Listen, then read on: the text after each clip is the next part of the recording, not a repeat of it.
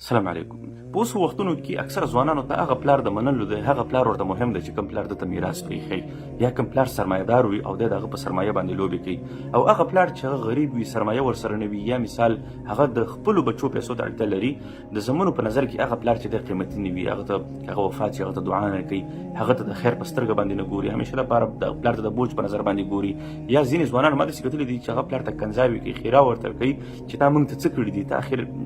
په دې دنیا کې دې موږ پیدا کړلو، زمونږ ژوند څنګه تا جوړ کړی دی، زمونږ غربت ته نه دي کتلي، او موږ دې خلکو کې خوار او ذلیل پرېښي، خپلو دوستانو ته ګوري، خلکو ته ګوري چې هغوی ته پلار یو څه سرمایه پرېښي دی، د هغې نه متاثر. یا یو انسان ته هغه ورور مهم وي چې هغه خپل کشرانو ته سرمایه پرېښي، یا ورته کاروبارونه پرېښي، یا ورته یو څه مادیات، یو څه پیسې پرېښي وي. یا مثال ځینې خلک وي چې هغه په دې خپلو خپلوانو کې، په دې خپل خاندان کې هغه خلکو سره ورشه درشه زیاته کوي چې هغه مالداره وي، پیسهداره وي، سرمایهداره وي. یا هغه خلک چې هغوی خپلې لورګانې په داسې خلکو کې ورکوي چې هغه سرمایهداره وي، پیسهداره خلک وي، او هغه خلک چې هغه د دوی نه ښکته وي، پیسه ورسره کمه وي، سرمایه ورسره کمه وي، اگر که هغه ډېر زیات هوښیار وي خو هغه ته څوک اهمیت نه ورکوي.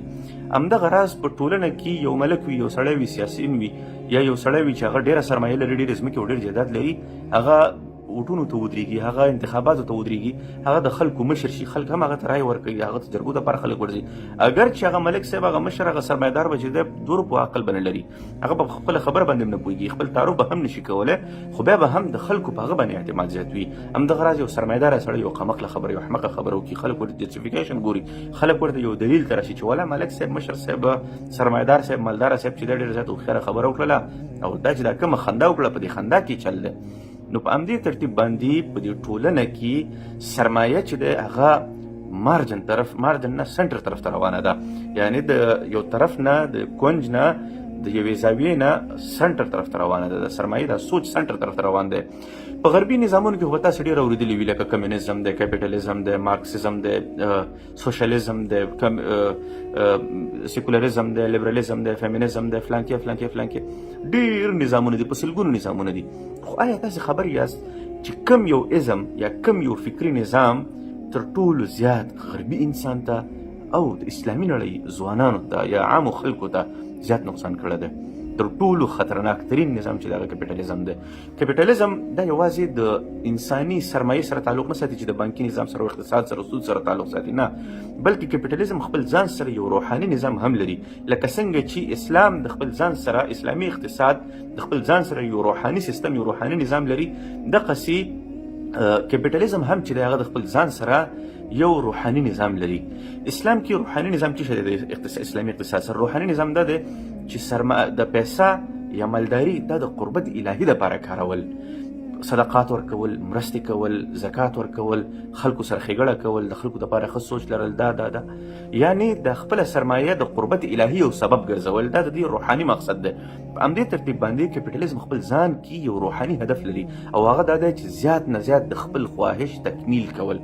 کیپیټالیزم یوازې مقصد د سود او مضاربتونو او فلانکې او دغه څیزونه نه دي چې دا په کیپیټالیزم کې شاملې خبرې دي یا معاصره بانکداري، نه،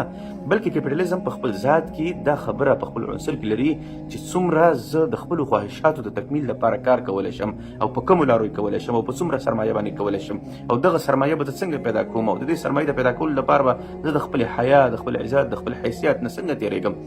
دغه ټول په انسان باندې کوي. نو همدا وجه ده چې کیپیټالیزم په ټولنو باندې، په ټولنه کې هره طبقه باندې، که هغه دیني طبقه ده، که هغه ډاکټران دي، که هغه انجینران دي، که هغه خانداني نظام دی، په دې ټولو باندې خپل اثر یا خپل امپیکټ کړی دی. زه غواړم په یو باندې مختصر رڼا واچوم، او تاسې بیا دې موضوع ته متوجه اوسئ. اول نمبر باندې په خاندانونو کې تر ټولو ښه خاندان هغه، تر ټولو نږدې خلک هغه چې هغوی مالداره وي. څوک چې غریب وي څوک ورته ډوډۍ نه کوي. په یو خاندان کې څوک یې نه خبروي، څوک یې سلام نه اچوي، په اخترونو کې څوک نه ورځي، ټلیفون ورته څوک نه کوي. مالداره پلار مینهناک پلار وي. غریب پلار چې دی خلک ورته کنځاوې هم کوي، بدې خبرې هم ورته کوي، بېکاره سترګه باندې ورته خلک ګوري. وجه چې څه ده؟ وجه دا چې زوی هغه سرمایهدارانه سوچ لري، سرمایهدارانه فکر لري، یو ورور سرمایهدارانه فکر لري، مثال د خبرې یو ماما، یو خورایه، یو کاکا، دا په خاندانونو کې دا موضوع ده. راځو طبي میدان ته. په طب کې به پخوا په دې ټول انساني تاریخ کې اوسه پورې تر نن 300 کاله مخکې پورې خلکو طب ویلې په دې خاطر نه ویلې زه په خپله سرمایه زیاته کړم، زه په خپل ژوند سوده کړم، بلکې د طبیب مقصد به دا و چې زه خلکو ته خیر ورسوم، منفعت ورسوم. طبیب سره به خلکو په نورو امورو کې، په خانداني امورو کې، په عام امورو کې ورسره خلکو مشورې کولې. دا طبیب ډېره زیاته داسې عزتمنده طبقه وه، داسې خلک وو چې د خلکو سره به ګپ شپ و، د خلکو سره به ډېره ناسته ولاړه وه. یو طبخانه یا یو طبیب چې کوم ځای کې کېناسته هغه ځای ته به خلک ورتلل د خپل سکون دپاره، اطمینان دپاره به ورتلل، د هغه سره به یې خبرې کولې، هغه به د حکمت نه ډکې خبرې او مشورې خلکو ته ورکولې.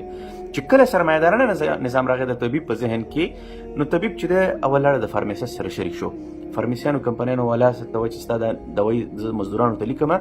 نو زه به ته به ما ته په بدل کې څه شی راکړي؟ یو ورته هغه چې زه د فرانس ته لیږم، برطانیې ته دې لیږم، مثال د خبرې ورته وایي چې زه د عمرې ته لیږم، موټر درته اخلمه، دا ضرورتونه درته پوره کوم، یو کور درته اخلمه، ځمکه درته اخلمه. یعنې یوه کمپنۍ د خپل یو پراډکټ دپاره، د خپل یوې دوا دپاره ډاکټر په دې باندې قانع کړي چې زه ستا دغه خواهش تکمیل ته رسومه، دا خواهش دې پوره کومه، ته زموږ دا دوا مریضانو ته لیکه. یا مثال د خبرې ډاکټر چې دی هغه د خپلو خواهشاتو د تکمیل لپاره د لابراتوار والا سره خبره وکړي، یا مثال د خبرې سیټي سکین والا سره خبره وکړي، الټراساوند والا سره خبره وکړي، یو چا سره خبره وکړي، او سره د دې چې مریض ته به ضرورت نه وي د ډاکټر په زړه کې هغه احساس چې هغه د مریض سره د همدردۍ احساس وي هغه کمزوره شي، او هغه احساس چې هغه د خواهشاتو د تکمیل وي، سرمایه‌دارانه کیپیټالیست احساس وي چې زه باید خپل خواهش تکمیل ته ورسوم، هغه قوي شي. چې کله هغه قوي شي نو ډاکټر به د یو ډېر غریب مریض نه، د یو ډېر محتاج نه، د یو ډېر ځورېدلي دردېدلي مریض نه هم په خپل کمیشن کې سبقت کې خپل کمیشن ته باغه کې ګوري. دا په طب میدان کې دا اثر شو. په وړه وړه خبره باندې عملیات لیکي، په وړه وړه خبره باندې به کوشش کوي چې مریض بیا بیا ځان ته راوغواړي، یو پنډ دواګانې به ورته ورکړي. په دې کې څه شي؟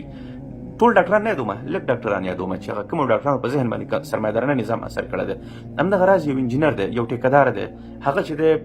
د هیواد دپاره کار کوي، د وطن دپاره کار کوي، هغه په دې خپل انجینري کې چې دی کوشش کوي چې کنکریټ غلط استعمال کړي، یو کار په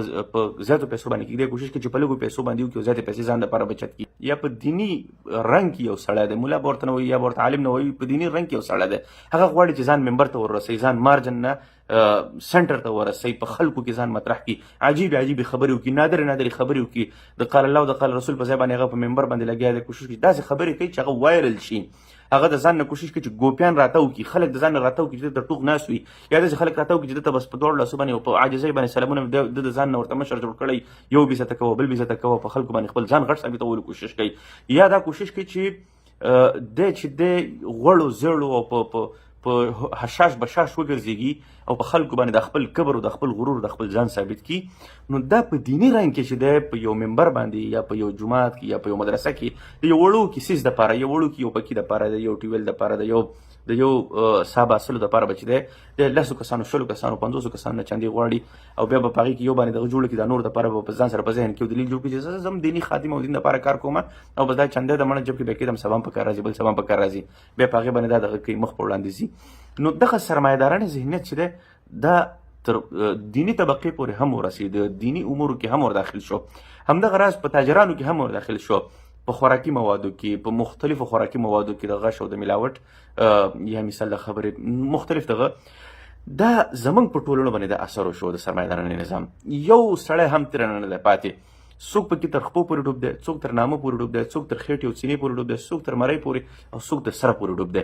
دا په ټیک ټاک کې چې دا کم ډمان تاسو ګورئ، دا ذلیل مخلوق چې تاسو پکې کم ګورئ، دا خیزه کې چې وایي او دا ډمتوبونه کوي او بد اخلاقیانې کوي، دوی هسې نه کوي، دا دوی ته دې باندې پیسې راځي، چونکې د دوی مخې ته عزت او حیا او حیثیت او د دوی مخې ته سرمایه او خپل خواهش تکمیل، دا دواړه اپشنونه د دوی مخې ته پرته وي. چونکې سرمایه‌دارانه نظام د دوی دغه خواهش تکمیل ته اعلی ترجیح ورکړی وي، نو ځکه دوی ته د خپل حیثیت نه ښکاره کېږي، د خپل حیثیت نور هم پسې ټیټ کړي او دغه د اعلی خواهشاتو د تکمیل دپاره د خیزه کې موهي د ضلالت هم کېده، د هر قسم حیثیت باندې خپل خپې کېدي، د خپل خاندان، د خپل ایمان، د خپل دین، د خپل کلتور، د خپل ژبې، د خپل پښتو، یعنی هیڅ شي پروا هم نه کوي. د دې ټولو باوجود به هم د په خپل حیثیت باندې خپې کېدي او د خپلو خواهشاتو د تکمیل کولو دپاره، د پیسو د سرمایې پیدا کولو دپاره دا کارونه کوي. بیا دا کارونه چې دی دا ورسېدل تر کوم ځای پورې؟ په ټریلیونونو ډالرو پورې ورسېدل. ټریلیون ډالرو پورې څنګه ورسېدل؟ په نړیواله کچه باندې په غرب کې چې موږ تاسې ګورو هلته کمپنۍ جوړېږي. کمپنۍ څنګه جوړېږي؟ لابي سیستم ورته جوړیږي. مثال د خبرې یو کمپنۍ د اسلحو، هغه کمپنۍ چې دی هغه په هاوس اف کامن کې، هغه کمپنۍ چې دی په پارلمان کې ځینې خلکو سره ټچ وي، ځینې خلکو سره وصل وي،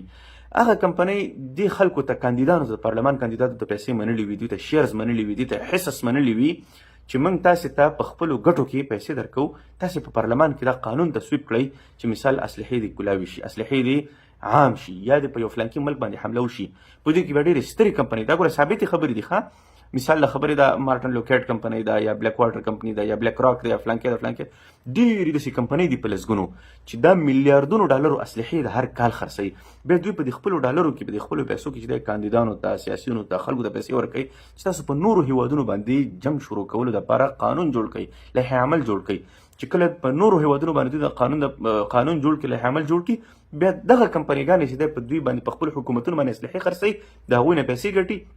حکومتونه چې دغه اسلحې مصرفوي په بل هیواد کې، او په بل هیواد کې چې دغه اسلحې مصرفیږي بل هیواد کې تباه کیږي، هلته په میلیونونو انسانان په دې باندې وژلی کیږي. نو د دغه مارټن لوکیټ یا فلانکې یا بلیک راک یا فلانکې کمپنۍ چې کوم مشران وي، د دوی خواهشات د میلیونونو انسانانو د قتل نه زیات مهم وي، دوی ته یعنې د دوی زیات ترجیح وي. همدغه راز د واکسینونو کمپنیانې دي، مثال د خبرې د دواګانو کمپنیانې دي. په نړیواله کچه باندې دغه واکسینونه یا دغه دواګانې چې دی دوی خرڅوي په لکونو انسانان، په میلیونونو انسانانو ته د دوی ضررونه مرسوي. اوس دا څو کاله مخکې، 2 کاله مخکې کرونا تېره شوله، اوس پوره دنیا لګیا ده په یو بل باندې چې د تورونه پورې کوي، یو ورته دا تا کړه، بل ورته دا تا کړه ده. دا یو کمپنۍ په یو بل باندې تورونه لګوي چې تا د خپل واکسین لګولو دپاره، فایزر کمپنۍ د فلانکې ده، تا د خپل واکسین لګولو دپاره تا دا کار کړی دی، وایرس دې جوړ کړی دی. نو دغسې واقعات دلته هم رامنځته کېږي. همدغه راز په ټکنالوجي کې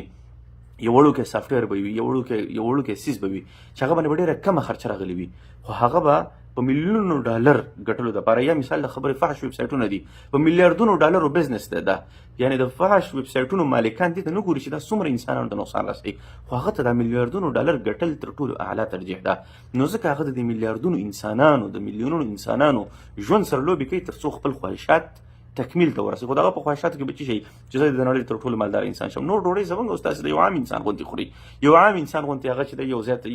یو 2 متره زیات اړتیا لري چې هلته ویده شي، د یو عام انسان، خو د ده خواهشات زیات وي، ترجیحات زیات وي. نو همدغه سرمایه‌دارانه نظام چې دی بیا د دوی په ذهنونو باندې دغه اثر کړی وي. همدغه راز دغه سرمایه‌دارانه ذهنیت بیا کله نه کله په پالیټکس کې، په سیاست کې مخکې لاړ شي. پوره سیاست د سرمایې نه تاویږي، د سرمایې مخې ته ګډېږي، پوره سیاستدانان د سرمایې مخې ته ګډېږي. تاسو به په خپلو سترګو وګورئ، پوره فوزونه به د سرمایې مخې ته ګډېږي، ملکونه، هیوادونه د سرمایې مخې ته ګډېږي. نو دغه سرمایه‌دارانه ذهنیت او سرمایه‌دارانه نظام چې دی، غربي انسان او د اسلامي نړۍ انسانان چې دی په یو ډېر ستر عذاب کې، په یو ډېر ستر مشکل کې مبتلا کړل. او په دغه مشکلاتو کې بیا زه په روانه ویډیو کې خبرې وکړم چې څنګه د اوسني انسان احساسات او خواهشات جوړیږي، تشکیل کیږي، پروګرامیږي، کریټ کیږي، او بیا دغه احساسات او دغه بیا څه امپیکټ یا څه اثرات لري. په روانه ویډیو کې انشاءالله په دې باندې خبرې کوو.